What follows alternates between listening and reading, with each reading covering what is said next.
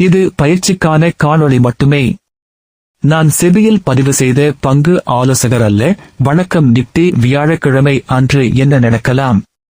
நீங்கள் பார்த்துக் கொண்டிருப்பது நிப்டியோட 5 நிமிடம் டைம் சார்ட். இன்று புதன்கிழமை நிப்டியோட ஹை 22,940, லோ 22,807, முடிவுற்ற விலை 22,907. இந்த 22,950 என்ற புள்ளியில் இருந்து குறைந்தபட்ச தடை 23,020, அதிகபட்ச தடை 23,075. 22,950 இருந்து குறைந்தபட்ச ஆதரவு நிலை 22,864, அதிகபட்ச ஆதரவு நிலை 22,825.